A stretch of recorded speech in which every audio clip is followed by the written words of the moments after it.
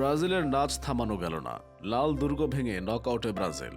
না, আটকানো গেল না ব্রাজিলকে। এত চেষ্টা করেও শেষ পর্যন্ত গোল সাম্বার ছন্দে নাচলেন রদ্রিগো ভিনারা। অবশ্য সুইজারল্যান্ড চেষ্টার ত্রুটি করেনি। মনে হয় তাদের মূল টার্গেটই ছিল ব্রাজিলকে আটকানোর। যাক, দেরিতে হলেও গোলের দেখা পায় 5 বারের বিশ্ব চ্যাম্পিয়নরা। আর টানা 2 জয়ের শেষ 16 টিকিটও পেল হাতে।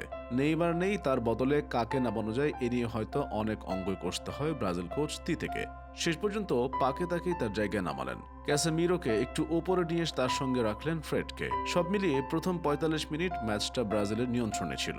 বল দখল, আক্রমণ সবখানে এগিয়ে ছিল সেলেকাওরা। অবশ্য সুইজারল্যান্ড কেবল আক্রমণ ঠেকিয়েছে সেটা বলা যায় না। সুযোগ পেলেই তারাও ব্রাজিলের রক্ষণ দেয়াল ভাঙার চেষ্টা করেছে। তাতে সফল হতে পারেনি। একটা শটই কেবল ব্রাজিলের গোল মুখে নেয় তারা, সেটাও লক্ষ্যভ্রষ্ট।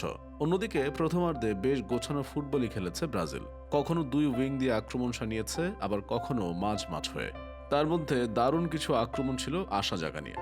তবে মূল স্ট্রাইকার রিচার্লিসনকে বোতলবন্দি করে সেভাবে আক্রমণ জোরদার করা যায়নি। তবু সুইস গোল মুখে প্রথমার্ধে 6 বার শট নেয় ব্রাজিলের খেলোয়াড়রা, যার মধ্যে 2টি যায় জাল বরাবর।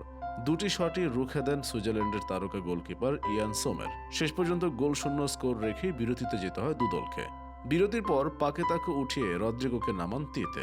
গোলের জন্য মরিয়া হয়ে আক্রমণের ধার আরও বাড়িয়ে দেয় ব্রাজিল। অন্যদিকে ধীরে ধীরে খোলস ছেড়ে বের হয় সুইসরা।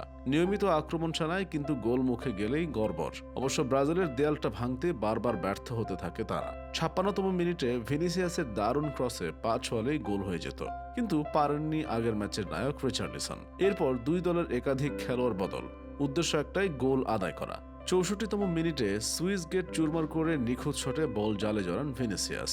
গোল ধ্বনিতে প্রকম্পিত পুরো স্টেডিয়াম। না, গোল হয়নি। ভিএআরে ধরা পড়লো অফসাইডের ফাঁদে পড়েছে ব্রাজিল। কিন্তু বারবার তো অফসাইডের ফাঁদে পড়ার কথা না। হ্যাঁ, আর ভুল করেনি ব্রাজিল। 83তম মিনিটে ক্যাসেমিরোর শট চেয়ে দেখলেন সুইজারল্যান্ড গোলকিপার। বাকি সময় চাপ তৈরি করা দূরে থাক, উল্টো ব্রাজিলের আক্রমণে বাধ দিয়ে কুল পায়নি সুইজারল্যান্ড।